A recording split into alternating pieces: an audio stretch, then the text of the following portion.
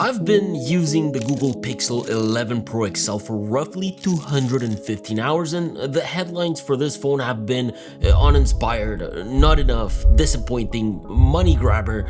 You see, this is very similar hardware to Pixel 10 Pro XL, with a price increase, less RAM, a feature that seems unfinished, and a lot of software and AI.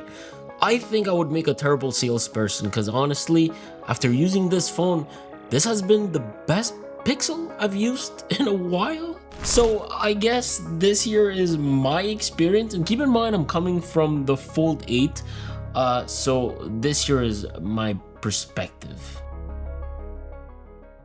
If you guys enjoy these videos, please consider subscribing. We are pouring so much money into this channel. There's like a ton of renos going on. We are getting there. Lots of furniture to be ordered and lots of progress to be made. We're just honestly trying to make the best videos for you guys. From the Linux server to the PC. So we are getting 10 gigabit speeds. It's currently 8:30 p.m. I'm setting up my new network and I just got the new Pixel, and you're watching a Pixel review. Sort of, it's not a review really, but anyways. Pixel 11 Pro XL. I mean, guys, it's the same phone as the 10 Pro XL physically. Let's be honest, it's the same unboxing experience, the same feel, but I guess if you guys want to get into the nitty-gritty, it is slightly smaller, thinner, and lighter, with a redesigned camera bar and a highlight feature that's useless. Anyways, even at this, it's otherwise unmistakably the same Pixel Pro XL hardware philosophy as last year's, let's be honest. And none of this mattered throughout my day-to-day, as you will see. My setup, by the way, carries over from my Fold 8, like I mentioned. The only different thing I did this time around is that I used the Fold 8 to convert my physical SIM to an eSIM and transferred over the eSIM from the Fold 8 to the Pixel, and I'm extremely happy to say that unlike my previous experiences, this was a success. Although I still carry a handy SIM card somewhere in the office just in case it doesn't work. But anyways, with this in mind, boys and girls, it of course took me a few hours, okay, to get used to a slab phone again. I know it sounds so freaking dumb, but that Fold 8 form factor really freaking gets you.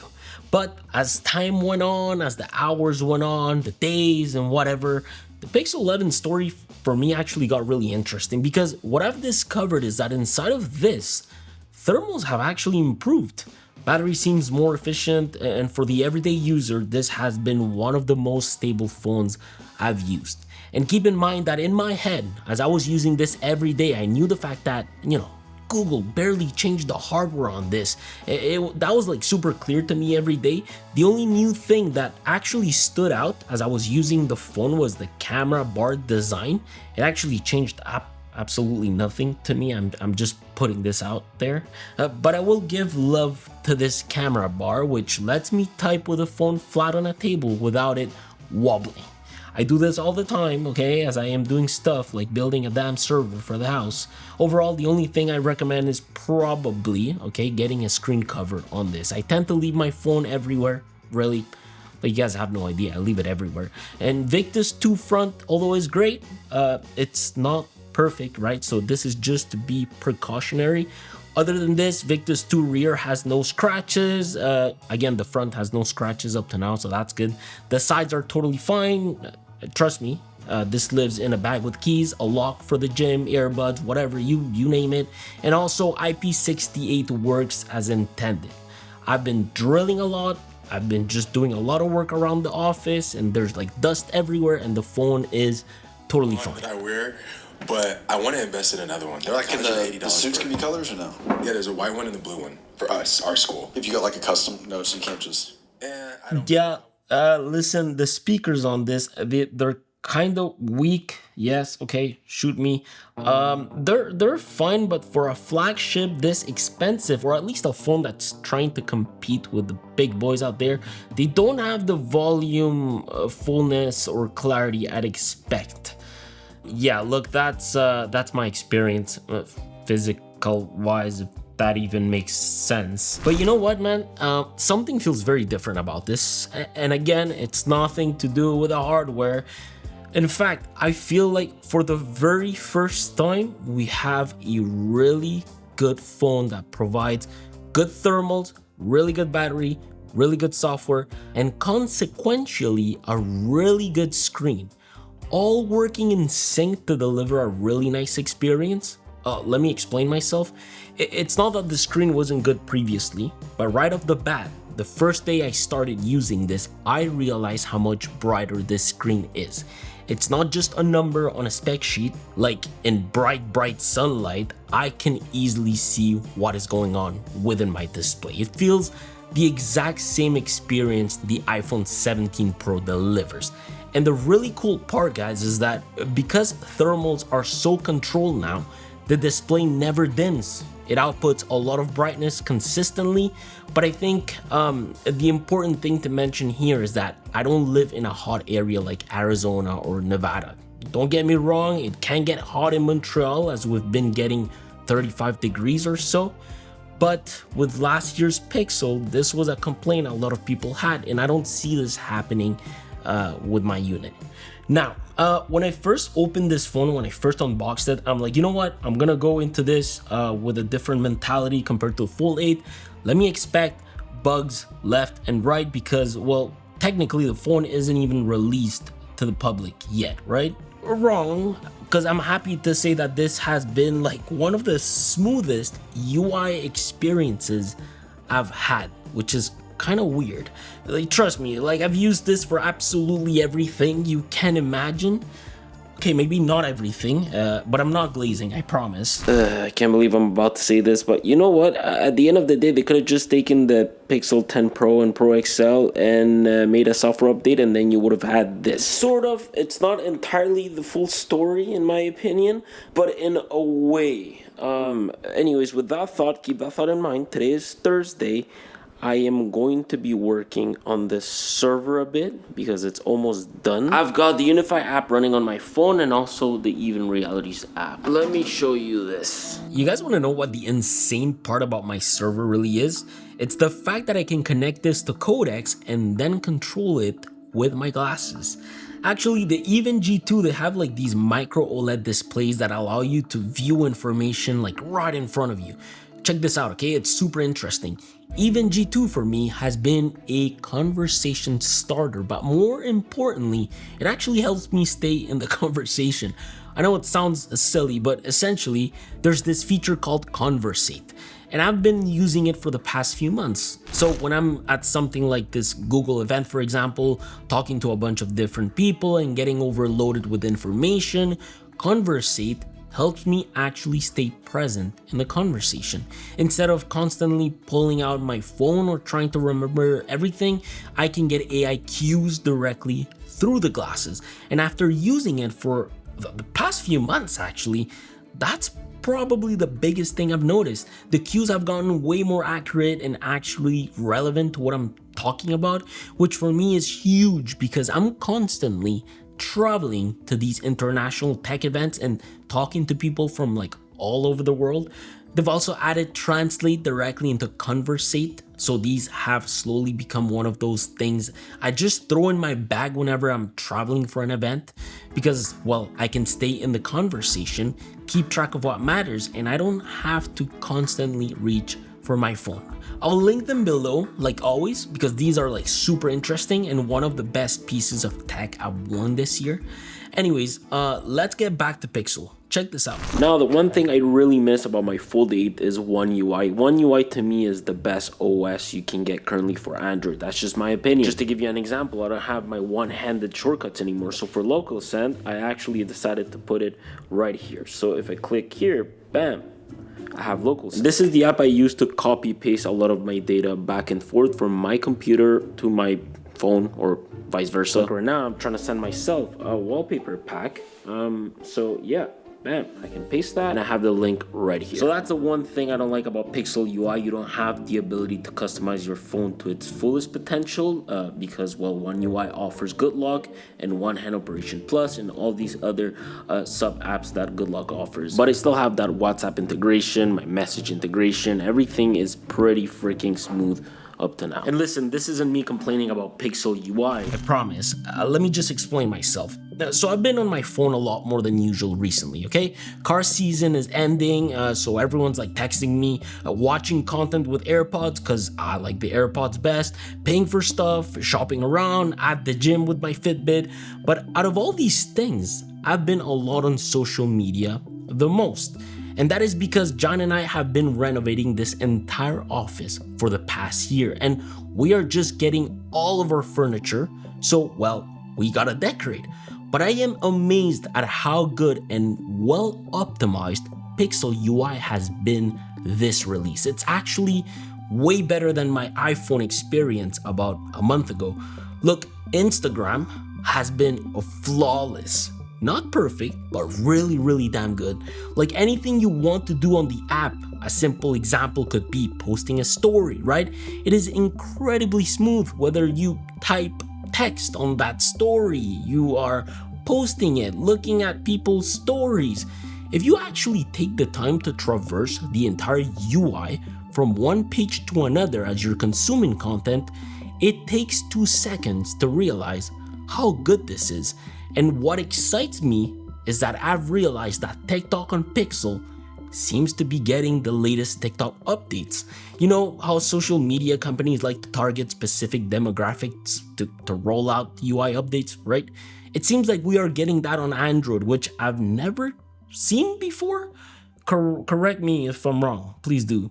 But yeah, the social media aspect, and I'm including X in here by the way, it's genuinely been 90% bug-free for the most part. Totally different experience from what I just came from with One UI. It actually made me realize how insanely buggy One UI was, but anyways, the rest of that 10% concerns me a tiny little bit. It's annoying because turns out that if you enable JPEG plus RAW within the camera app, Instagram along with Pixel UI can't seem to break down the proper metadata together, in the sense that the raw pictures are not able to show up within IG stories, and the pictures that do appear, they show up within another orientation. And I've also ran into this weird issue with Ultra HDR photos. They look great in Google Photos, but when I upload them to Instagram stories, the HDR information doesn't always seem to carry over properly, so the image ends up looking noticeably flatter. It's kind of weird.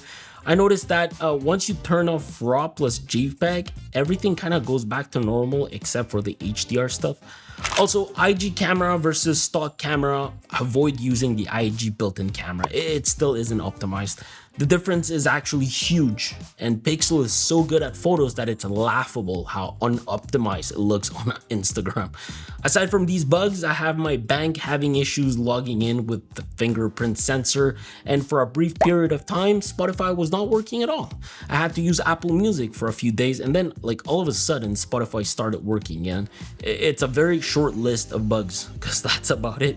Everything else I've done, like even taking the time to use this phone to set up my entire server at home with Unify, it's been a bug-free, lag-free, smooth 120Hz experience that I wish you guys could experience with me. I absolutely love how good Pixel UI feels at the moment. However, I do wish we could have gone a bit more out of Pixel UI this year because, for example, Quick Share feels incomplete. AirDrop as a feature would have been nice like in One UI. I hate the fact that I have to slide down twice on the control center to tweak my brightness. Fitbit Air doesn't get any extra features with Pixel UI. Closing all your apps requires you to scroll all the way to the left just to reach the clear all button. The settings within Pixel UI are like super simple. We just want a little more flexibility out of Pixel UI because in reality, it almost feels like iOS on Android in a way. And I don't agree with the fact that Google gave Pixel a new hardware software feature called Highlight and then just called it a day. Like, what? Like, I've been thinking about it these past few days. I'm using this phone and I'm like, you made the Pixel 11 Pro XL, added this Highlight hardware software feature, and then you increase the price and lower the RAM and... Like, what? Guys, you didn't think about this? I still can't get over this highlight feature. Like, you guys do know that you can only use it for phone calls in Gemini, right? Like, if you want to prompt it for different notifications, different type of texts, different apps, you can't do that, right? Aside from that, I do have to give it to them. They've done something really right with this phone, and that is battery life and thermals as they work hand in hand together. Currently, I'm playing Pokemon, and I will talk about this in a little bit. But overall, I feel like for the most part, I'm documenting software. This feels like a software video in a way. I'll talk about it. Battery is where I'm truly amazed because this for me goes hand in hand with thermals. Tensor G6 has improved in terms of efficiency.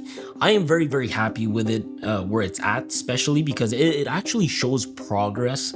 But roughly, I'm getting around 21 to 23 hours of battery life on average. My drain isn't uniform, of course, and the biggest consumers of that are the camera and Android Auto. Also note that I'm using my phone a lot more than usual because I'm actually trying to test this. In general, lots of Android Auto, using the cameras, YouTube X, using it as my main wallet, using the file system, local send to transfer data from one machine to another, Notion, Slack. Instagram has also been a huge one for me as I use Circle to search a lot within the app to shop for furniture. Anyways, roughly I'm averaging 4.5 hours of SOT plus a lot of background activity going on, especially with my Fitbit Air. I use my phone a lot for work and for my everyday life. However, Tensor G6 has been able to keep up with it, and I'm happy. The only thing I don't like at all is battery dissipation at night. Of course, most of us charge our phones at night. I understand that. Don't try to be a chooch with me in the comments. But from 11:57 p.m. all the way to 6:30 a.m., I saw my battery drop of about 10%. At that rate, I'm losing roughly like 15% every 10 hours of idle time. Now, from a 0% battery life, you can fast charge this. I notice I'm getting 25 watts of juice. In 30 minutes, you can easily get to 50%. And in an hour or so, or at least close to an hour, around 90%. Oh, and by the way, on the side, I also did a Pokemon test. Although laggy and not the phone for that, in 40 minutes, you can expect a battery drain of about 20%. Also, I ran an extreme charging test. Google rates the Pixel 11 Pro XL at up to 75% charge in about 30 minutes when using a 45 watt USB-C PPS charger or higher. However, for some odd reason, my phone was still charging at 25 watts and it was getting the same charging rates as if I wasn't using the feature, which is kind of weird. I'm still trying to figure it out. If any of you guys know why this is happening, let me know. I've tried multiple bricks and stuff, so I don't know what's going on. But what I am sure of is that Google have improved thermals. I am happy to say that I never experienced this phone getting hot, except for when I was setting it up for the first time and testing Pokemon. Other than that, the hottest you'll probably ever feel this get is while charging it. That's about it. I actually did a test to show you the peak temps of it while it's charging, which is very respectable and you can easily use it while it's charging. However, the Pokemon test I did, this is where Tensor really starts to show its weakness. Yeah, this is where it just caps. Yup.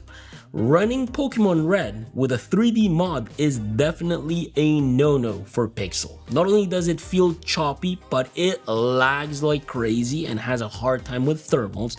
In fact, the phone gets really darn hot. I saw temps of almost 45 degrees at times, and the uncomfortable part is that it gets really freaking hot towards the sides. So if you are an OG Game Boy Color gamer, gaming like this is very uncomfortable. This, however, was the hottest I was able to get my Pixel by a mile. How do I put this? I'm big into AI. I actually really enjoy AI. I try to use AI to create really cool things that I thought I could have never created, and I use it to make my life easier. So I genuinely like it for that, although I don't agree with a lot of it. But for me, AI has been able to increase my curiosity. I've been able to learn new skills. I learn a lot of history when I travel. I ask questions all the freaking time about anything. I do so much more research compared to before, and I am willing to learn a lot more. I love that about AI, and I feel like that's what Gemini can deliver. And believe it or not, it's a feature I've been using a lot lately. I love Gemini Live, whether I'm cooking or building something. It's super helpful when it comes to certain scenarios. Google is also integrating Gemini much deeper into Workspace. So like Gemini can now search through your Gmail, understand what's actually inside your emails, prioritize what needs your attention, and summarize what you need to do. And because it works like across Workspace, it can also pull information from things like, I don't know, your Google Drive, your docs, instead of having to manually dig through everything. So that's really cool. I like that because when you think about it, it all lives within the same ecosystem. You're not sending this to like ChatGPT or Anthropic servers. Then the cameras. We all know Pixels are some of the best phones for point and shoot photography. I think we all know that, right? The thing I genuinely like the most is how it's got reliable exposure for the most part. HDR is good, skin tones are great. You know, just getting a usable photo quickly is super easy. That hasn't changed this year. The one thing I of course found myself using the most was this new 48 megapixel telephoto lens. You're not missing much with it, but it is crazy how sharp it is. And I found that the sweet point for digital zooms were 10x. It's awesome. You can tell the telephoto gathers more light and focuses closer. Like on Pixel 10 Pro XL, for example, you might have to back up because the 5x lens can't focus when you're too close. On Pixel 11 Pro XL now, you can move the phone closer and get that 5x telephoto like locked in. So there's this shorter minimum focusing distance happening. But you're not missing much. This is not a reason for you to go out there and upgrade your phone. I also noticed, okay, that the 120x is very interesting. It is. There were times where I was basically just like running tests just to see what the AI would generate. And honestly, maybe 50% of the time the results were surprisingly clean. But what's really interesting is looking at things like writing on signs. Sometimes the text is kept almost completely untouched, and other times you can clearly see that the AI is generating what it thinks should be there. So at 120x, you're not necessarily capturing reality anymore, you're capturing Google's interpretation of it. As for the 50 megapixel main camera and ultra wide, guys, there's not much to complain about. It's still the same, it's sharp, they retain a ton of detail, colors and skin tones are great. Yeah, and I think in the past we all know that sometimes Pixel can flatten contrast within its HDR photos, shadows can get lifted too much, and sharpening can occasionally make images look a little processed rather than natural. I feel like we're still in that realm. UI wise, I found myself generally liking some things and really playing with it. I love how a single tap reveals sliders to control contrast, exposure, white balance, and so on. There are times you can definitely make this feel like more of a pro cam. And then there are other times this is great for point and shoot. I think magic capture is a great feature for that. In fact, there have been some times where I find myself wanting a photo and a video of the same moment. I think this is like a really good mode for that. Of course, you're sacrificing a little bit of quality compared to shooting natively, but honestly, the results are really good for memories. So how can I put this phone? I feel like this phone to me is a bit of a statement from Google, really. I feel like this proves that this will hopefully be a full flagship one day. It's a great phone for iOS users looking to make their first jump into Android. I've always said that, and I feel like this year's even better. This is who I would recommend this specific phone to. And of course, much older gen Pixel users. As of right now, I enjoyed my experience, I really like it, but sadly, I'm kind of tied down to the Fold 8 because I really like this stupid form factor and I feel like it's just perfect. So I'm going to be switching back to this and hopefully compare it with whatever Apple is currently cooking, I guess. Yeah.